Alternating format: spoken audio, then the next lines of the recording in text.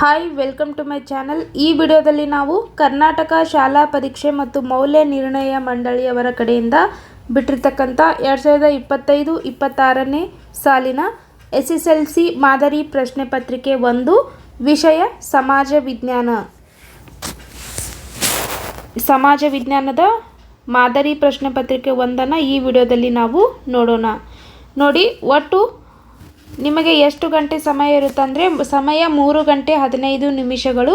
ಗರಿಷ್ಠ ಅಂಕಗಳು 80 ಅಂಕದ ಒಂದು ಕ್ವಶನ್ ಪೇಪರ್ ಇರುತ್ತೆ. ಸಮಯ 3 ಗಂಟೆ 15 ನಿಮಿಷ. ನೋಡಿ, ಪರೀಕ್ಷಾರ್ಥಿಗಳಿಗಾಗಿ ಸಾಮಾನ್ಯ ಸೂಚನೆಗಳು. ಮೊದಲನೇದಾಗಿ ಇವನ್ನ ನೀವು ಓದ್ಕೊಳ್ಳೇಬೇಕು. ನೋಡಿ, ಫಸ್ಟ್ ಒನ್, ಈ ಪ್ರಶ್ನೆ ಪತ್ರಿಕೆಯು ಒಟ್ಟು 38 ಪ್ರಶ್ನೆಗಳನ್ನು ಹೊಂದಿದೆ. 2 ಪ್ರಶ್ನೆಗಳಿಗೆ ಕೊಟ್ಟಿರುವ ಸೂಚನೆಗಳನ್ನು ಪಾಲಿಸಿ. 3 ಬಲಭಾಗದಲ್ಲಿ ಕೊಟ್ಟಿರುವ ಅಂಕಿಗಳು ಪ್ರಶ್ನೆಗಳಿಗಿರುವ ಪೂರ್ಣ ಅಂಕಗಳನ್ನು ತೋರಿಸುತ್ತವೆ. 4 ಪ್ರಶ್ನೆ ಪತ್ರಿಕೆಯನ್ನು ಓದಿಕೊಳ್ಳಲು 15 ನಿಮಿಷಗಳ ಕಾಲಾವಕಾಶವು ಸೇರಿದಂತೆ ಉತ್ತರಿಸಲು ನಿಗದಿಪಡಿಸಲಾದ ಸಮಯವನ್ನು ಪ್ರಶ್ನೆ ಪತ್ರಿಕೆಯ ಮೇಲ್ಭಾಗದಲ್ಲಿ ನೀಡಲಾಗಿದೆ.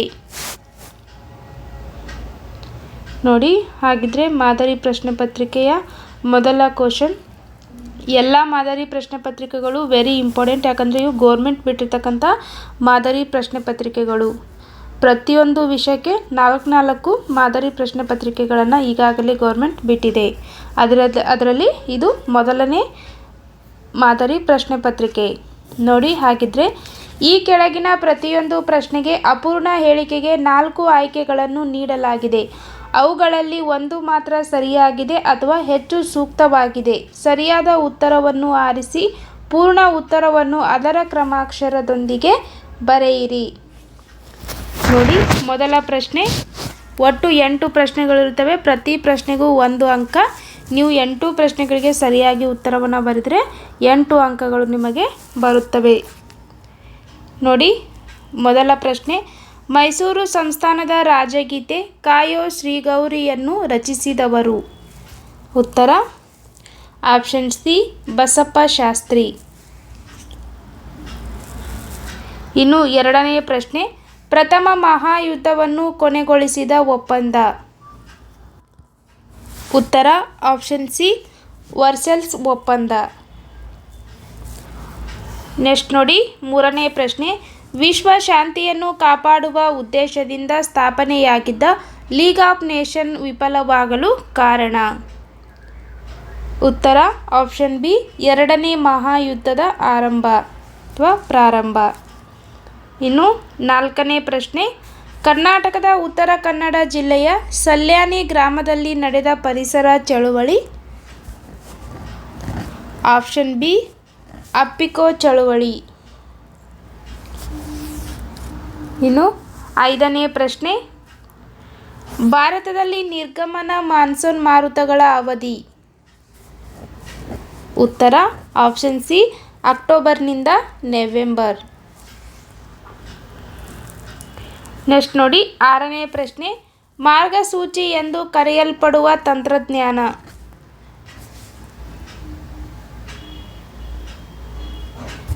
ಉತ್ತರ ಆಪ್ಷನ್ ಡಿ, GPS.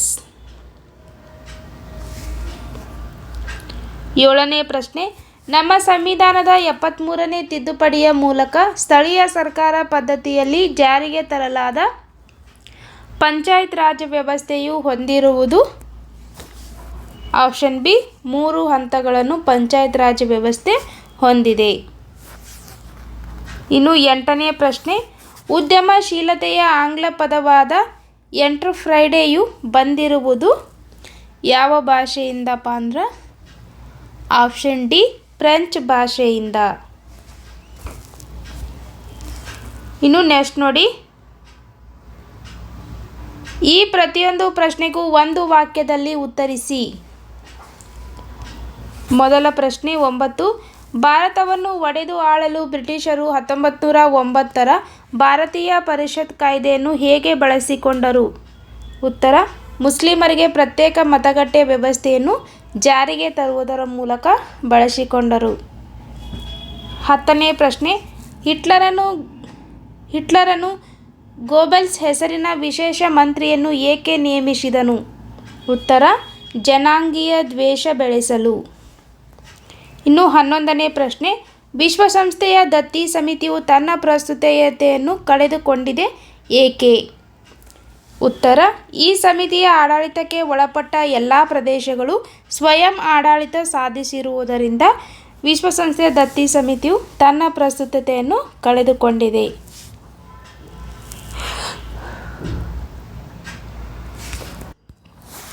ಇನ್ನು 12ನೇ ಪ್ರಶ್ನೆ, ಪೂರ್ವಾಗ್ರಹವನ್ನು ವ್ಯಾಖ್ಯಾನಿಸಿ.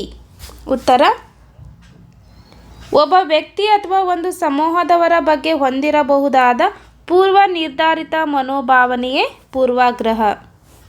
ಇನ್ನು 13ನೇ ಪ್ರಶ್ನೆ, MRPL ವಿರುದ್ಧದ ಚಳವಳಿಯನ್ನು ಏಕೆ ಹಮ್ಮಿಕೊಳ್ಳಲಾಯಿತು? ಉತ್ತರ: ಈ ತೈಲ ಕಾರ್ಯಾಗಾರದಿಂದ ಹೊರಬರುವ ರಾಸಾಯನಿಕ ಅಂಶಗಳಿಂದ ಪರಿಸರ ನಾಶವಾಗುತ್ತದೆ ಎಂದು MRPL ವಿರುದ್ಧದ ಚಳವಳಿಯನ್ನು ಹಮ್ಮಿಕೊಳ್ಳಲಾಯಿತು. ನೋಡಿ ನೆಕ್ಸ್ಟ್ 14ನೇ ಪ್ರಶ್ನೆ, ಮುಂಬೈಯನ್ನು ಭಾರತದ ಮ್ಯಾಂಚೆಸ್ಟರ್ ಎಂದು ಕರೆಯುತ್ತಾರೆ ಏಕೆ? ಉತ್ತರ: ಅತಿ ಹೆಚ್ಚು ಹತ್ತಿ ಗಿರಣಿಗಳಿರುವುದರಿಂದ ಮುಂಬೈಯನ್ನು ಭಾರತದ ಮ್ಯಾಂಚೆಸ್ಟರ್ ಎಂದು ಕರೆಯುತ್ತಾರೆ. ಇನ್ನು 15ನೇ ಪ್ರಶ್ನೆ, ಭಾರತೀಯ ರಿಸರ್ವ್ ಬ್ಯಾಂಕನ್ನು ಬ್ಯಾಂಕುಗಳ ಬ್ಯಾಂಕ್ ಎಂದು ಏಕೆ ಕರೆಯುತ್ತಾರೆ? ಉತ್ತರ: ಭಾರತದಲ್ಲಿ ಬ್ಯಾಂಕುಗಳ ಎಲ್ಲ ಚಟುವಟಿಕೆಗಳು ರಿಸರ್ವ್ ಬ್ಯಾಂಕಿನ ಹತೋಟಿಯಲ್ಲಿರುತ್ತದೆ. ಆದ್ದರಿಂದ ರಿಸರ್ವ್ ಬ್ಯಾಂಕನ್ನು ಬ್ಯಾಂಕುಗಳ ಬ್ಯಾಂಕು ಎಂದು ಕರೆಯುತ್ತಾರೆ. ನೆಕ್ಸ್ಟ್ 16ನೇ ಪ್ರಶ್ನೆ, ಕೇಂದ್ರ ಸರ್ಕಾರದ ಮುಂಗಡ ಪತ್ರವನ್ನು ಲೋಕಸಭೆಯಲ್ಲಿ ಯಾರು ಮಂಡಿಸುತ್ತಾರೆ? ಉತ್ತರ: ಕೇಂದ್ರ ಹಣಕಾಸು ಸಚಿವರು. ನೆಕ್ಸ್ಟ್ ನೋಡಿ, ಈ ಪ್ರತಿಯೊಂದು ಪ್ರಶ್ನೆಗೂ 2 ರಿಂದ 4 ವಾಕ್ಯಗಳಲ್ಲಿ ಅಥವಾ ಅಂಶಗಳಲ್ಲಿ ಉತ್ತರಿಸಿ. ನೋಡಿ 17ನೇ ಪ್ರಶ್ನೆ, ಸಾರ್ವಜನಿಕ ಆಡಳಿತದ ಉಪಯೋಗಗಳನ್ನು ಪಟ್ಟಿ ಮಾಡಿ ಅಥವಾ ವಿಶ್ವಸಂಸ್ಥೆಯ ಭದ್ರತಾ ಮಂಡಳಿಯ ಕಾಯಂ ಸದಸ್ಯ ರಾಷ್ಟ್ರಗಳನ್ನು ಪಟ್ಟಿ ಮಾಡಿ. ನೋಡಿ ಅವರು 2 ಪ್ರಶ್ನೆಗಳನ್ನು ಕೊಟ್ಟಿದ್ದಾರೆ. ಅದರಲ್ಲಿ ನೀವು ಯಾವುದಾದರೂ ಒಂದು ಪ್ರಶ್ನೆಗೆ ಉತ್ತರವನ್ನು ಬರೀಬೇಕು. ನಾನಿಲ್ಲಿ 2 ಪ್ರಶ್ನೆಗಳಿಗೂ ಉತ್ತರವನ್ನು ಕೊಟ್ಟಿದ್ದೀನಿ. ಮೊದಲನೇದಾಗಿ ನೋಡಿ, ಸಾರ್ವಜನಿಕ ಆಡಳಿತದ ಉಪಯೋಗಗಳು. ಉತ್ತರ: ಸರ್ಕಾರದ ಆಧಾರ ಸ್ತಂಭವಾಗಿದೆ. ಇನ್ನು ಸಾರ್ವಜನಿಕ ಹಿತಾಸಕ್ತಿಯನ್ನು ಕಾಪಾಡುತ್ತದೆ. ಕಾನೂನು ಮತ್ತು ನೀತಿಗಳ ಅನುಷ್ಠಾನ. ಸಾಮಾಜಿಕ ಭದ್ರತೆಯನ್ನು ದೃಢಪಡಿಸುತ್ತದೆ. ಇನ್ನು ಶಾಸಕಾಂಗ ಮತ್ತು ಕಾರ್ಯಾಂಗಕ್ಕೂ ಸಹಾಯ. ಇನ್ನು 2ನೇ ಪ್ರಶ್ನೆ ನೋಡಿ, ವಿಶ್ವಸಂಸ್ಥೆಯ ಭದ್ರತಾ ಮಂಡಳಿಯ ಕಾಯಂ ಸದಸ್ಯ ರಾಷ್ಟ್ರಗಳನ್ನು ಪಟ್ಟಿ ಮಾಡಿ. ಉತ್ತರ: ವಿಶ್ವಸಂಸ್ಥೆಯ ಕಾಯಂ ಸದಸ್ಯ ರಾಷ್ಟ್ರಗಳು ಅಮೆರಿಕ, ಸಂಯುಕ್ತ ಸಂಸ್ಥಾನ, ಚೀನಾ, ಫ್ರಾನ್ಸ್, ರಷ್ಯಾ ಮತ್ತು ಯುನೈಟೆಡ್ ಕಿಂಗ್ಡಮ್. ಇವು ವಿಶ್ವಸಂಸ್ಥೆಯ ಭದ್ರತಾ ಮಂಡಳಿಯ ಕಾಯಂ ಸದಸ್ಯ ರಾಷ್ಟ್ರಗಳು. ಇನ್ನು 18ನೇ ಪ್ರಶ್ನೆ, ಶಾಸನಾತ್ಮಕ ಕ್ರಮಗಳ ಹೊರತಾಗಿಯೂ ವರದಕ್ಷಿಣೆಯನ್ನು ಹೇಗೆ ನಿಯಂತ್ರಿಸಬಹುದು? ಅಥವಾ ಸಾಮಾಜಿಕ ಸ್ತರ ವಿನ್ಯಾಸವು ಹೇಗೆ ರೂಪುಗೊಂಡಿದೆ? ನೋಡಿ ಮೊದಲನೇ ಪ್ರಶ್ನೆಗೆ ಉತ್ತರ: ಶಾಸನಾತ್ಮಕ ಕ್ರಮಗಳ ಹೊರತಾಗಿಯೂ ವರದಕ್ಷಿಣೆಯನ್ನು ಹೇಗೆ ನಿಯಂತ್ರಿಸಬಹುದು? ಉತ್ತರ: ಜನಜಾಗೃತಿ, ಅಂತರ್ಜಾತಿ ವಿವಾಹ, ಮಾಧ್ಯಮಗಳ ಮೂಲಕ ಮತ್ತು ಮಹಿಳಾ ಸಂಘಟನೆಗಳ ಮೂಲಕ ನಿಯಂತ್ರಿಸಬಹುದು.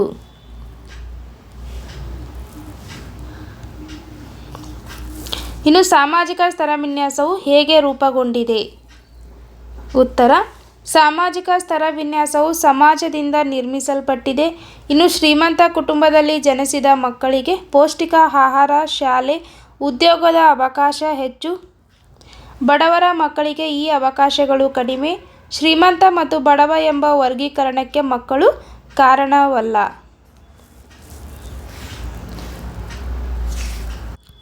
ನೆಕ್ಸ್ಟ್ ನೋಡಿ 19ನೇ ಪ್ರಶ್ನೆ, ದತ್ತು ಮಕ್ಕಳಿಗೆ ಹಕ್ಕಿಲ್ಲ ಎಂಬ ನೀತಿಯು ಭಾರತದಲ್ಲಿ ಬ್ರಿಟಿಷ್ ಅಧಿಕಾರದ ವಿಸ್ತರಣೆಗೆ ಸಹಾಯಕವಾಯಿತು. ಸಮರ್ಥಿಸಿ. ಉತ್ತರ: ಯಾವುದೇ ಭಾರತೀಯ ರಾಜನು ಮಕ್ಕಳಿಲ್ಲದೆ ಸತ್ತರೆ ಅವನ ದತ್ತು ಪುತ್ರನಿಗೆ ಉತ್ತರಾಧಿಕಾರತ್ವದ ಹಕ್ಕಿರಲಿಲ್ಲ. ಇನ್ನು 2ನೇದಾಗಿ, ಅಂತಹ ರಾಜ್ಯವನ್ನು ಬ್ರಿಟಿಷ್ ಸಾಮ್ರಾಜ್ಯದಲ್ಲಿ ಸೇರಿಸಿಕೊಳ್ಳಲಾಗುತ್ತಿತ್ತು. ಇನ್ನು ಸತಾರ್, ಜೈಪುರ್, ಸಂಬಲ್ಪುರ್, ಉದಯ್ಪುರ್, ಝಾನ್ಸಿ, ನಾಗ್ಪುರಗಳು ಬ್ರಿಟಿಷರ ವಶವಾದವು. 20ನೇ ಪ್ರಶ್ನೆ, ಸ್ವಾತಂತ್ರ್ಯ ನಂತರದಲ್ಲಿ ಭಾರತವು ಎದುರಿಸಿದ ಸಮಸ್ಯೆಗಳು ಯಾವುವು? ಉತ್ತರ: ನಿರಾಶ್ರಿತರ ಸಮಸ್ಯೆ, ಕೋಮು ಗಲಭೆಗಳು, ಸರ್ಕಾರದ ರಚನೆ, ದೇಶೀಯ ಸಂಸ್ಥಾನಗಳ ವಿಲೀನೀಕರಣ, ಆಹಾರದ ಉತ್ಪಾದನೆ, ಕೃಷಿ ಮತ್ತು ಕೈಗಾರಿಕೆ ಅಭಿವೃದ್ಧಿ ಇವೆಲ್ಲವೂ ಭಾರತವು ಎದುರಿಸಿದ ಸಮಸ್ಯೆಗಳು. ನೆಕ್ಸ್ಟ್ ನೋಡಿ 21ನೇ ಪ್ರಶ್ನೆ, ಮಳೆ ನೀರು ಕೊಯ್ಲಿನ ವಿಧಗಳಾವುವು? ಉತ್ತರ: ಮೊದಲನೇದಾಗಿ ಮಳೆ ನೀರು ಸಂಗ್ರಹಣೆ ಮಾಡುವ ವಿಧಾನಗಳು. ಫಸ್ಟ್ ಒನ್, ಮಳೆ ಬಿದ್ದ ಸ್ಥಳದಲ್ಲಿಯೇ ನೀರನ್ನು ಸಂಗ್ರಹಿಸುವುದು, ಮಳೆ ಬಿದ್ದ ನಂತರ ಹರಿಯುವ ನೀರನ್ನು ಸಂಗ್ರಹಿಸುವುದು, ವ್ಯವಸಾಯ ಕ್ಷೇತ್ರಗಳಲ್ಲಿ ಹೊಂಡಗಳನ್ನು ತೋಡಿ ನೀರನ್ನು ಸಂಗ್ರಹಿಸುವುದು, ಹರಿಯುವ ಮಳೆ ನೀರನ್ನು ತಡೆದು ಇಂಗಿಸುವುದು, ಮನೆಯ ಮೇಲ್ಛಾವಣಿಯ ಮೇಲೆ ಬಿದ್ದ ನೀರನ್ನು ಸಂಗ್ರಹಿಸುವುದು, ಹರಿಯುವ ನೀರಿಗೆ ಅಡ್ಡಗಟ್ಟೆಗಳನ್ನು ನಿರ್ಮಿಸಿ ಸಣ್ಣ ಹೊಂಡ ಕೆರೆಗಳಲ್ಲಿ ನೀರನ್ನು ಸಂಗ್ರಹಿಸುವುದು ಇವೆಲ್ಲವೂ ಮಳೆ ನೀರು ಕೊಯ್ಲಿನ ವಿಧಗಳು. ನೆಕ್ಸ್ಟ್ ನೋಡಿ 22ನೇ ಪ್ರಶ್ನೆ, ತೋಟಗಾರಿಕೆ ಮತ್ತು ಪುಷ್ಪ ಬೇಸಾಯವು ಭಾರತೀಯ ರೈತರ ಅಭಿವೃದ್ಧಿಗೆ ಸಹಾಯ ಮಾಡಿದೆ, ಸಮರ್ಥಿಸಿ. ಉತ್ತರ: ಭಾರತವು ಇತ್ತೀಚೆಗೆ ತೋಟಗಾರಿಕಾ ಬೆಳೆಗಳು ಹಾಗೂ ಪುಷ್ಪ ಬೇಸಾಯದಲ್ಲಿ ಹೆಚ್ಚು ಅಭಿವೃದ್ಧಿ ಹೊಂದಿವೆ. ತೋಟಗಾರಿಕೆ ಬೆಳೆಗಳು ಹಾಗೂ ಪುಷ್ಪ ಬೇಸಾಯವು ಇತ್ತೀಚಿನ ದಿನಗಳಲ್ಲಿ ವ್ಯವಸಾಯ ಕ್ಷೇತ್ರದಲ್ಲಿ ಪ್ರಮುಖವಾದ ಆರ್ಥಿಕತೆಯನ್ನು ಹೊಂದಿದೆ. ಇವುಗಳು ರೈತರು ಆದಾಯ ವೃದ್ಧಿಸಲು ಪೂರಕವಾಗಿವೆ. ನೆಕ್ಸ್ಟ್ ನೋಡಿ 23ನೇ ಪ್ರಶ್ನೆ, ಹಸಿರು ಕ್ರಾಂತಿಯು ಹಲವಾರು ಅಂಶಗಳಿಂದ ಪ್ರಭಾವಿತವಾಗಿತ್ತು, ಸಮರ್ಥಿಸಿ. ನೋಡಿ ಉತ್ತರ: ಹೆಚ್ಚು ಇಳುವರಿ ಬೀಜಗಳ ಬಳಕೆ, ರಾಸಾಯನಿಕ ಗೊಬ್ಬರಗಳ ಬಳಕೆ, ಕ್ರಿಮಿನಾಶಕಗಳ ಬಳಕೆ, ನೀರಾವರಿ ಸೌಲಭ್ಯಗಳ ಬಳಕೆ, ಸಹಾಯಧನ ವ್ಯವಸ್ಥೆ, ಕಡಿಮೆ ಬಡ್ಡಿ ದರದಲ್ಲಿ ಸಾಲ ಇವೆಲ್ಲವೂ ಹಸಿರು ಕ್ರಾಂತಿಯು ಹಲವಾರು ಈ ಎಲ್ಲ ಅಂಶಗಳಿಂದ ಪ್ರಭಾವಿತವಾಗಿತ್ತು. ನೆಕ್ಸ್ಟ್ ನೋಡಿ 24ನೇ ಪ್ರಶ್ನೆ, ಗ್ರಾಹಕರ ಸಂರಕ್ಷಣಾ ಕಾಯ್ದೆಯು ಗ್ರಾಹಕರ ಹಿತರಕ್ಷಣೆಯನ್ನು ಹೇಗೆ ಮಾಡುತ್ತದೆ?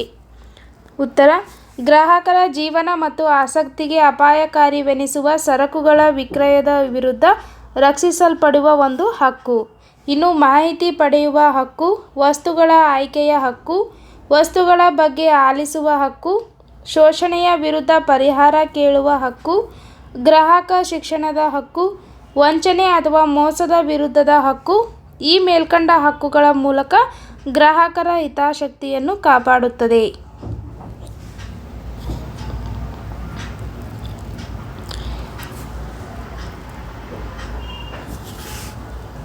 ನೆಕ್ಸ್ಟ್ ನೋಡಿ, ಈ ಪ್ರಶ್ನೆಗಳಿಗೆ 6 ವಾಕ್ಯ ಅಥವಾ ಅಂಶಗಳಲ್ಲಿ ಉತ್ತರಿಸಿ. 25ನೇ ಪ್ರಶ್ನೆ, ಭಾರತಕ್ಕೆ ಹೊಸ ಜಲಮಾರ್ಗವನ್ನು ಕಂಡುಹಿಡಿಯಲು ಕಾರಣವಾದ ಅಂಶಗಳನ್ನು ವಿವರಿಸಿ ಅಥವಾ ಬ್ರಿಟಿಷ್ ಭೂ ಕಂದಾಯ ಪದ್ಧತಿಯಿಂದ ಭಾರತೀಯ ರೈತರ ಮೇಲಾದ ಪರಿಣಾಮಗಳನ್ನು ವಿವರಿಸಿ. ನೋಡಿ ಮೊದಲನೇದ ಪ್ರಶ್ನೆ, ಭಾರತಕ್ಕೆ ಹೊಸ ಜಲಮಾರ್ಗವನ್ನು ಕಂಡುಹಿಡಿಯಲು ಕಾರಣವಾದ ಅಂಶಗಳನ್ನು ನೋಡೋಣ. ಉತ್ತರ: ಟರ್ಕರು ಕಾನ್ಸ್ಟಾಂಟಿನೋಪಲ್ ನಗರವನ್ನು ವಶಪಡಿಸಿಕೊಂಡರು. ಅವರು ವ್ಯಾಪಾರದ ಮೇಲೆ ತೀವ್ರತರವಾದ ತೆರಿಗೆಗಳನ್ನು ವಿಧಿಸತೊಡಗಿದರು. ಇದರಿಂದ ವರ್ತಕರಿಗೆ ವ್ಯಾಪಾರ ಲಾಭದಾಯಕವಾಗಲಿಲ್ಲ. ಯುರೋಪಿನ ರಾಜರು ನಾವಿಕರಿಗೆ ನೀಡಿದ ಪ್ರೋತ್ಸಾಹ, ವೈಜ್ಞಾನಿಕ ಆವಿಷ್ಕಾರಗಳು ಆದಂಥ ದಿಕ್ಸೂಚಿ, ಅಸ್ಟ್ರೋಲೋಬೋ, ಸಿಡಿಮದ್ದು ಮೊದಲಾದವುಗಳು ಇವು ಭಾರತಕ್ಕೆ ಹೊಸ ಜಲಮಾರ್ಗವನ್ನು ಕಂಡುಹಿಡಿಯಲು ಕಾರಣವಾದವು. ಇನ್ನು 2ನೇ ಕ್ವಶನ್, ಬ್ರಿಟಿಷ್ ಭೂ ಕಂದಾಯ ಪದ್ಧತಿಯಿಂದ ಭಾರತೀಯ ರೈತರ ಮೇಲಾದ ಪರಿಣಾಮಗಳನ್ನು ವಿವರಿಸಿ. ನೋಡಿ ಉತ್ತರ: ರೈತರನ್ನು ಶೋಷಿಸುವ ಹೊಸ ಜವಾಬ್ದಾರಿ ಸಮುದಾಯ ಸೃಷ್ಟಿಯಾಯಿತು.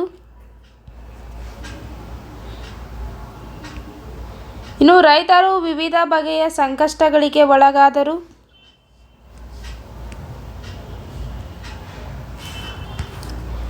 ಭೂಮಿ ಮಾರಾಟದ ವಸ್ತುವಾಯಿತು. ಅನೇಕ ಜಮೀನ್ದಾರರು ಕೂಡ ಕಂದಾಯವನ್ನು ಸಲ್ಲಿಸಲು ಭೂಮಿಯನ್ನು ಪರಭಾರೆ ಮಾಡಿದರು. ಇನ್ನು ಕೃಷಿ ಕ್ಷೇತ್ರ ವಾಣಿಜ್ಯೀಕರಣಗೊಂಡಿತು. ಹಣದ ಲೇವಾದೇವಿಗಾರರು ಬಲಿಷ್ಠರಾಗತೊಡಗಿದರು.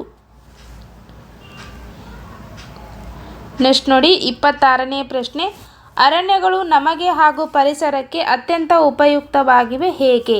ಅಥವಾ ದೂರ ಸಂವೇದಿ ತಂತ್ರಜ್ಞಾನವು ಇಂದು ಅಗತ್ಯ ಅವಶ್ಯಕವಾಗಿದೆ ಹೇಗೆ? ಈ ಎರಡರಲ್ಲಿ ಒಂದು ಕ್ವಶನ್ಗೆ ನೀವು ಆನ್ಸರನ್ನು ಬರೀಬೇಕು. ಇವು 3 ಅಂಕದ ಪ್ರಶ್ನೆಗಳಾಗಿರುತ್ತವೆ.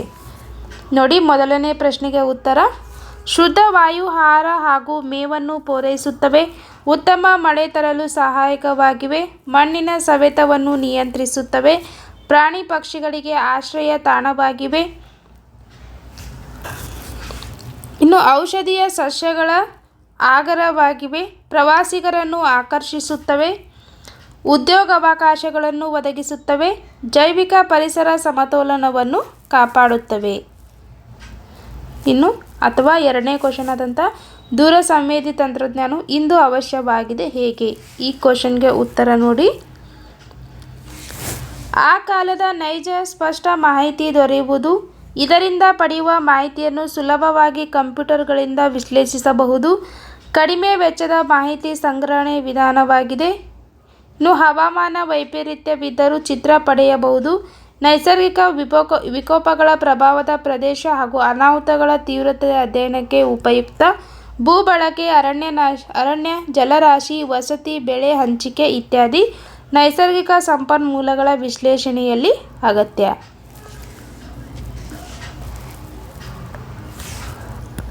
ಇನ್ನು ನೆಕ್ಸ್ಟ್ ನೋಡಿ 27ನೇ ಪ್ರಶ್ನೆ, ಗ್ರಾಮೀಣ ಭಾರತದಲ್ಲಿನ ಆರ್ಥಿಕ ಪರಿಸ್ಥಿತಿಯನ್ನು ವಿವರಿಸಿ ಅಥವಾ ಕೇಂದ್ರ ಸರ್ಕಾರದ ತೆರಿಗೆಯೇತರ ಆದಾಯದ ಮೂಲಗಳನ್ನು ವಿವರಿಸಿ. ನಾವು ಮೊದಲನೇ ಪ್ರಶ್ನೆಗೆ ಉತ್ತರವನ್ನು ನೋಡೋಣ. ಉತ್ತರ: ಗ್ರಾಮೀಣ ಜನರ ಆರ್ಥಿಕ ಸ್ಥಿತಿ ಉತ್ತಮವಾಗಿಲ್ಲ, ಬಡತನ ಹೆಚ್ಚಾಗಿದೆ, ಉದ್ಯೋಗಾವಕಾಶಗಳು ಕಡಿಮೆಯಾಗಿವೆ, ಆದಾಯ ತುಂಬ ಕಡಿಮೆ ಇದೆ, ಅನಕ್ಷರತೆ ಎದ್ದು ಕಾಣುತ್ತಿದೆ, ಅಪೌಷ್ಟಿಕತೆ ಕಂಡುಬರುತ್ತದೆ. ಇದು ಗ್ರಾಮೀಣ ಭಾರತದಲ್ಲಿನ ಆರ್ಥಿಕ ಪರಿಸ್ಥಿತಿ. ಇನ್ನು ಕೇಂದ್ರ ಸರ್ಕಾರದ ತೆರಿಗೆಯೇತರ ಆದಾಯದ ಮೂಲಗಳನ್ನು ವಿವರಿಸಿ. ಉತ್ತರ: ಭಾರತೀಯ ರಿಸರ್ವ್ ಬ್ಯಾಂಕ್ ಗಳಿಸುವ ನಿವ್ವಳ ಲಾಭ, ಭಾರತೀಯ ರೈಲ್ವೆ ಗಳಿಸುವ ನಿವ್ವಳ ಲಾಭ, ಅಂಚೆ ಮತ್ತು ದೂರವಾಣಿ ಸೇವೆಗಳಿಂದ ಬರುವ ಆದಾಯ, ಇನ್ನು ಸಾರ್ವಜನಿಕ ಉದ್ಯಮಗಳು ಗಳಿಸುವ ಆದಾಯ, ನಾಣ್ಯ ಮತ್ತು ಟಂಕಸಾಲೆಯಿಂದ ಬರುವ ಆದಾಯ, ವಿವಿಧ ರೀತಿಯ ಶುಲ್ಕಗಳು ಮತ್ತು ದಂಡಗಳು ಇತ್ಯಾದಿ. ನೆಕ್ಸ್ಟ್ ನೋಡಿ 28ನೇ ಪ್ರಶ್ನೆ, ಅಂಚೆ ಕಚೇರಿಗಳು ನಡೆಸುವ ಆರ್ಥಿಕ ವ್ಯವಹಾರಗಳಾವುವು ಅಥವಾ ದೇಶದ ಆರ್ಥಿಕ ಅಭಿವೃದ್ಧಿಯಲ್ಲಿ ಉದ್ಯಮಿಗಳು ವಹಿಸುವ ಪಾತ್ರವೇನು?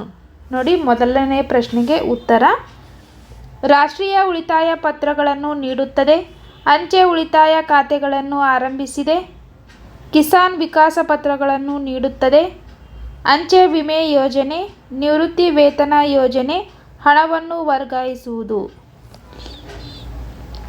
ಇನ್ನು ಎರಡನೇ ಪ್ರಶ್ನೆ, ದೇಶದ ಆರ್ಥಿಕ ಅಭಿವೃದ್ಧಿಯಲ್ಲಿ ಉದ್ಯಮಿಗಳು ವಹಿಸುವ ಪಾತ್ರ. ಉತ್ತರ: ಜನರ ಉಳಿತಾಯವನ್ನು ಬಂಡವಾಳ ರೂಪದಲ್ಲಿ ಸಂಗ್ರಹಿಸುತ್ತಾರೆ, ಉದ್ಯೋಗಗಳನ್ನು ಒದಗಿಸುತ್ತಾರೆ, ದೇಶದ ಆದಾಯ ಮತ್ತು ತಲಾ ವರಮಾನ ಹೆಚ್ಚಿಸುತ್ತಾರೆ, ಮಾರುಕಟ್ಟೆಗಳನ್ನು ಅಭಿವೃದ್ಧಿಪಡಿಸುತ್ತಾರೆ, ಉತ್ತಮ ವಸ್ತುಗಳನ್ನು ಕಡಿಮೆ ದರದಲ್ಲಿ ಒದಗಿಸುವರು, ಜನರ ಗುಣಮಟ್ಟ ಉತ್ತಮಗೊಳ್ಳಲು ಶ್ರಮಿಸುತ್ತಾರೆ, ಇನ್ನು ಕೈಗಾರಿಕೆಗಳನ್ನು ಅಭಿವೃದ್ಧಿಪಡಿಸುತ್ತಾರೆ, ಸಮಾಜದ ಏಳಿಗೆಗೆ ಸಹಾಯ ಮಾಡುತ್ತಾರೆ, ದೇಶದ ರಫ್ತು ವ್ಯಾಪಾರವನ್ನು ಹೆಚ್ಚಿಸುತ್ತಾರೆ. ನೆಕ್ಸ್ಟ್ ನೋಡಿ 29ನೇ ಪ್ರಶ್ನೆ, ಶ್ರೀ ನಾರಾಯಣ ಗುರು ಧರ್ಮ ಪರಿಪಾಲನಾ ಯೋಗಂ ಜಾರಿಗೆ ತಂದ ಸುಧಾರಣಾ ಕಾರ್ಯಗಳಾವುವು? ಉತ್ತರ: ಹಿಂದುಳಿದ ಮತ್ತು ಶೋಷಣೆಗೊಳಗಾದ ಸಮುದಾಯಗಳ ಸಬಲೀಕರಣದ ಗುರಿ, ಸಾಮಾಜಿಕ ಪ್ರತಿರೋಧದ ಚಳುವಳಿಗಳನ್ನು ಪ್ರಾರಂಭಿಸಿದರು, ಮನುಷ್ಯನು ಘನತೆಯಿಂದ ಬದುಕುವ ಸಮಾಜದ ನಿರ್ಮಾಣದ ಉದ್ದೇಶ, ಮಾನವ ಕುಲಕ್ಕೆ ಒಂದೇ ಜಾತಿ, ಒಂದೇ ಧರ್ಮ ಮತ್ತು ಒಬ್ಬನೇ ದೇವರು, ಕೆಳ ಸಮುದಾಯಗಳಿಗೆ ಪ್ರವೇಶ ನಿರಾಕರಿಸುತ್ತಿದ್ದ ದೇವಾಲಯಗಳಿಗೆ ಪರ್ಯಾಯ ದೇವಾಲಯಗಳನ್ನು ಕಟ್ಟಿದರು, ವೈಕಂ ಸತ್ಯಾಗ್ರಹ ಎಂಬ ದೇವಾಲಯ ಪ್ರವೇಶ ಚಳವಳಿಯನ್ನು ನಡೆಸಿದರು. ಇನ್ನು ಗುರುವಾಯೂರು ದೇವಾಲಯ ಪ್ರವೇಶ ಚಳವಳಿಯು ಮತ್ತೊಂದು ಮಹತ್ವದ ಘಟನೆ. 30ನೇ ಪ್ರಶ್ನೆ, 1857ರ ದಂಗೆಯ ವಿಫಲತೆಗೆ ಕಾರಣಗಳನ್ನು ವಿವರಿಸಿ. ಉತ್ತರ: ಇಡೀ ಭಾರತವನ್ನು ವ್ಯಾಪಿಸಿದ ಒಂದು ಹೋರಾಟವಾಗಿರಲಿಲ್ಲ. ರಾಜರ ಮತ್ತು ಜಮೀನ್ದಾರರ ಸ್ವಹಿತಾಸಕ್ತಿಗಾಗಿ ನಡೆಯುತ್ತಿತ್ತು. ಯೋಜಿತ ಹೋರಾಟವಾಗಿರಲಿಲ್ಲ. ಇನ್ನು ಭಾರತೀಯ ಸೈನಿಕರಲ್ಲಿದ್ದ ಭಿನ್ನತೆ, ಸೂಕ್ತ ಮಾರ್ಗದರ್ಶನವಿರಲಿಲ್ಲ. ವ್ಯವಸ್ಥಿತ ಸಂಘಟನೆಯ ಕೊರತೆ ಇತ್ತು. ಸೂಕ್ತ ಸೇನಾ ನಾಯಕತ್ವ ಮತ್ತು ಶಿಸ್ತಿನ ಕೊರತೆ ಇತ್ತು. ಹೋರಾಟಗಾರರಲ್ಲಿ ನಿಶ್ಚಿತ ಗುರಿ ಇರಲಿಲ್ಲ. ಹಲವು ದೇಶೀಯ ರಾಜರು ಬ್ರಿಟಿಷರಿಗೆ ನಿಷ್ಠೆ ತೋರಿದರು. ಸಿಪಾಯಿಗಳು ಮಾಡಿದ ಲೂಟಿ ದರೋಡೆಗಳಿಂದ ಜನರ ವಿಶ್ವಾಸ ಕಳೆದುಕೊಂಡರು. ಇದಿಷ್ಟು 1857ರ ದಂಗೆಯ ವಿಫಲತೆಗೆ ಕಾರಣಗಳು. ಇನ್ನು ನೆಕ್ಸ್ಟ್ ನೋಡಿ 31ನೇ ಪ್ರಶ್ನೆ. ಭಾರತ ಸರ್ಕಾರವು ಭಯೋತ್ಪಾದನೆಯ ಸವಾಲನ್ನು ಹೇಗೆ ನಿಗ್ರಹಿಸುತ್ತಿದೆ? ಉತ್ತರ: ರಾಷ್ಟ್ರೀಯ ತನಿಖಾ ದಳದ INA ಸ್ಥಾಪನೆ, ವಿಶೇಷ ಪರಿಣಿತಿ ಪಡೆಗಳ ರಚನೆ, ರಾಜ್ಯ ಸರ್ಕಾರಗಳಿಂದ ಭಯೋತ್ಪಾದಕ ನಿಗ್ರಹ ಪಡೆಗಳು ATS ರಚನೆ. ಇನ್ನು ಇಂಟೆಲಿಜೆನ್ಸ್ ಬ್ಯೂರೋ IB ಸ್ಥಾಪನೆ, ಸಂಶೋಧನೆ ಹಾಗೂ ವಿಶ್ಲೇಷಣಾ ಘಟಕ ಸ್ಥಾಪನೆ RAW, ಹಣಕಾಸು ಗುಪ್ತಚರ ಘಟಕದ ಸ್ಥಾಪನೆ, ಗುಪ್ತಚರ ವ್ಯವಸ್ಥೆಯ ಬಲವರ್ಧನೆ, ಜಾಗತಿಕವಾಗಿ ಭಯೋತ್ಪಾದನೆಗೆ ವಿರೋಧ. ನೆಕ್ಸ್ಟ್ ನೋಡಿ, ಸಂಘಟಿತ ವಲಯದ ಕೆಲಸಗಾರರು ಮತ್ತು ಅಸಂಘಟಿತ ವಲಯದ ಕೆಲಸಗಾರರ ನಡುವಿನ ವ್ಯತ್ಯಾಸಗಳನ್ನು ವಿವರಿಸಿ. ಉತ್ತರ: ಸಂಘಟಿತ ಕೆಲಸಗಾರರು, ಅಸಂಘಟಿತ ಕೆಲಸಗಾರರು. ಮೊದಲನೇದಾಗಿ ನೋಡಿ, ಸಂಘಟಿತ ಕೆಲಸಗಾರರು ಕಾನೂನು ಕಾಯ್ದೆಗಳಿಗೆ ಬದ್ಧತೆ, ನಿಗದಿತ ವೇತನ, ಭತ್ಯೆ, ವಿರಾಮ ಮತ್ತು ನಿವೃತ್ತಿಯ ವೇತನ ಸೌಲಭ್ಯವಿರುತ್ತೆ. ಅಧಿಕಾರದ ಏಣಿ ಶ್ರೇಣಿ ಇರುತ್ತದೆ. ವೈದ್ಯಕೀಯ ಸೌಲಭ್ಯಗಳಿವೆ. ಕೆಲಸದ ಭದ್ರತೆ ಇರುತ್ತದೆ. ಇನ್ನು ಅಸಂಘಟಿತ ಕೆಲಸಗಾರರಿಗೆ ಕಾಯ್ದೆ ಕಾನೂನುಗಳಿರುವುದಿಲ್ಲ. ನಿಗದಿತ ವೇತನ, ಭತ್ಯೆ, ವಿರಾಮ ವೇತನ, ನಿವೃತ್ತಿ ವೇತನ ಸೌಲಭ್ಯಗಳಿಲ್ಲ. ಅಧಿಕಾರದ ಏಣಿ ಶ್ರೇಣಿ ಇರುವುದಿಲ್ಲ. ವೈದ್ಯಕೀಯ ಸೌಲಭ್ಯಗಳಿರುವುದಿಲ್ಲ. ಕೆಲಸದ ಭದ್ರತೆ ಇರುವುದಿಲ್ಲ. ನೆಕ್ಸ್ಟ್ ನೋಡಿ 33ನೇ ಪ್ರಶ್ನೆ. ಭೂಕುಸಿತಕ್ಕೆ ಕಾರಣಗಳೇನು? ಉತ್ತರ: ಪರ್ವತಗಳಲ್ಲಿ ಹರಿಯುವ ನೀರು, ಸಮುದ್ರ ತೀರಗಳಲ್ಲಿನ ಅಲೆಗಳು ಭೂಮಿಯನ್ನು ಕೊರೆಯುವುದು, ಪರ್ವತ ವಲಯಗಳಲ್ಲಿ ರಸ್ತೆ, ರೈಲು ಮಾರ್ಗ, ಕಾಲುವೆಗಳ ನಿರ್ಮಾಣ, ಸಡಿಲವಾದ ಮಣ್ಣಿನ ಪದರ, ಗಣಿಗಾರಿಕೆ, ಅರಣ್ಯನಾಶ, ಕಡಿದಾದ ಇಳಿಜಾರಿನಲ್ಲಿ ಉಳುಮೆ ಮಾಡುವುದು ಇದೆಲ್ಲವೂ ಭೂಕುಸಿತಕ್ಕೆ ಕಾರಣಗಳು. ನೆಕ್ಸ್ಟ್ ನೋಡಿ, ಈ ಕೆಳಗಿನ ಪ್ರಶ್ನೆಗಳಿಗೆ 8 ವಾಕ್ಯ ಅಥವಾ ಅಂಶಗಳಲ್ಲಿ ಉತ್ತರಿಸಿ. ನೋಡಿ, 4 ಪ್ರಶ್ನೆಗಳಿರುತ್ತವೆ. ಪ್ರತಿ ಪ್ರಶ್ನೆಯು 4 ಅಂಕಗಳನ್ನು ಹೊಂದಿರುತ್ತದೆ. 4 ಪ್ರಶ್ನೆಗೆ ಸರಿಯಾಗಿ ಉತ್ತರವನ್ನು ಬರೆದರೆ 16 ಅಂಕಗಳು ನಿಮಗೆ ಬರುತ್ತವೆ. ಇನ್ನು 34ನೇ ಪ್ರಶ್ನೆ. ಭಾರತದ ಸ್ವಾತಂತ್ರ್ಯ ಹೋರಾಟದಲ್ಲಿ ಬುಡಕಟ್ಟು ದಂಗೆಗಳ ಪಾತ್ರವನ್ನು ವಿವರಿಸಿ ಅಥವಾ ದಯಾನಂದ ಸರಸ್ವತಿಯವರ ಕೊಡುಗೆಗಳನ್ನು ವಿವರಿಸಿ. ನೋಡಿ, ಮೊದಲ ಪ್ರಶ್ನೆಗೆ ಉತ್ತರ: ಬ್ರಿಟಿಷ್ ಕಂದಾಯ ಮತ್ತು ಅರಣ್ಯ ನೀತಿಗಳು ಬುಡಕಟ್ಟು ದಂಗೆಗಳಿಗೆ ಪ್ರೇರಣೆಯಾದವು. ಸತಾಲರ ದಂಗೆ ಮತ್ತು ಮುಂಡ ಚಳುವಳಿ ಪ್ರಮುಖವಾಗಿವೆ. ಕರ್ನಾಟಕದಲ್ಲಿ ಹಲಗಲಿಯ ಬೇಡರ ಬಂಡಾಯವು ಗಮನಾರ್ಹವಾಗಿದೆ. ಕಾಯಂ ಜಮೀನ್ದಾರಿ ಪದ್ಧತಿಯಿಂದ ಈ ಬುಡಕಟ್ಟು ಜನರು ನಿರ್ಗತಿಕರಾದರು. ಇನ್ನು ಸತಾಲರು ರಹಸ್ಯ ಸಭೆಗಳನ್ನು ನಡೆಸಿದರು. ಜಮೀನ್ದಾರರು ಮತ್ತು ಮಹಾರಾಜರನ್ನು ಲೂಟಿ ಮಾಡಲು ನಿರ್ಧರಿಸಿದರು. ದಂಗೆಯು ಭಾಗತ್ಪುರ್ ಮತ್ತು ರಾಜಮಹಲಗಳಲ್ಲಿ ತೀವ್ರವಾಯಿತು. ಜಮೀನ್ದಾರರು ಮತ್ತು ಲೇವಾದೇವಿಗಾರರು ಪಲಾಯನ ಮಾಡಿದರು. ಸತಾಲರ ದಂಗೆಯನ್ನು ಹತ್ತಿಕ್ಕಲು ಬ್ರಿಟಿಷರು ಸೈನ್ಯವನ್ನು ಬಳಸಿಕೊಂಡರು.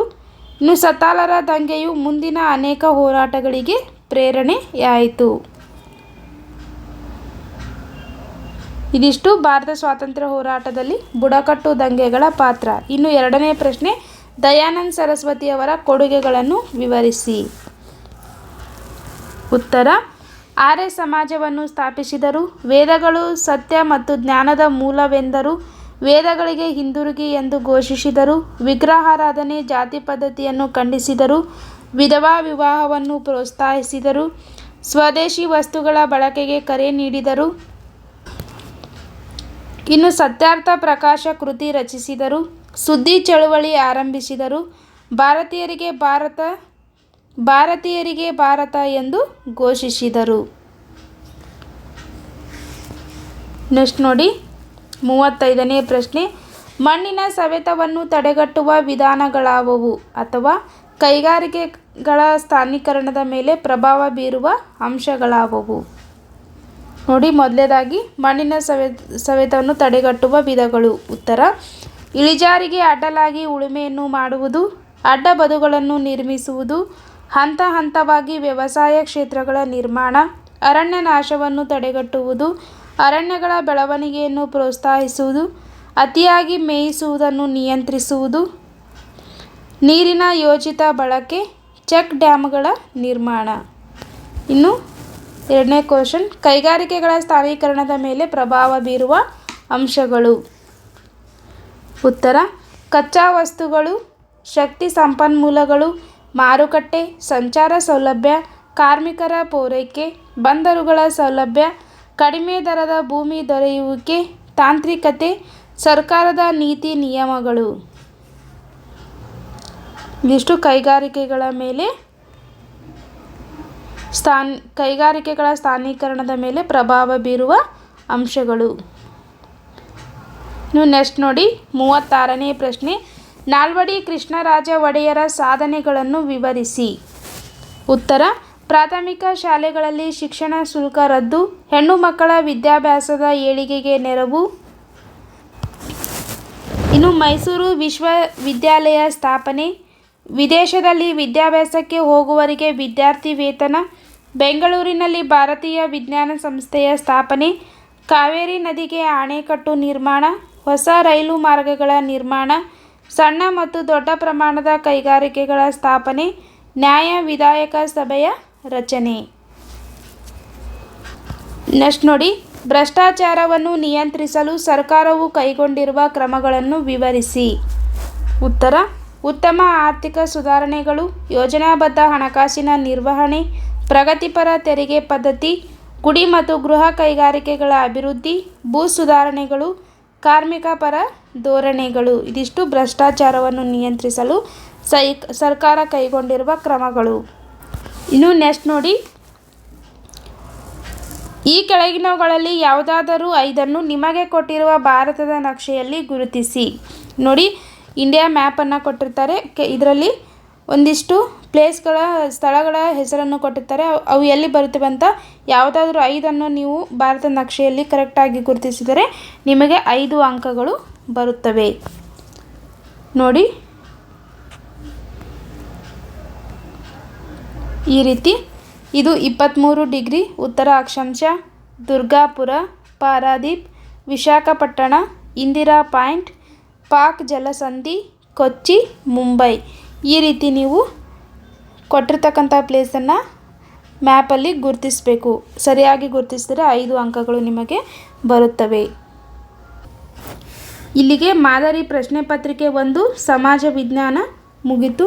ಇನ್ನು ಮುಂದಿನ ಎಲ್ಲ ವಿಷಯದ ಮಾದರಿ ಪ್ರಶ್ನೆ ಪತ್ರಿಕೆಗಳಿಗಾಗಿ ನಮ್ಮ ಚಾನಲ್ನ ಸಬ್ಸ್ಕ್ರೈಬ್ ಮಾಡಿ ಹಾಗೂ ಈ ವಿಡಿಯೋನ ನಿಮ್ಮ ಫ್ರೆಂಡ್ಸ್ಗೆ ಶೇರ್ ಮಾಡಿ.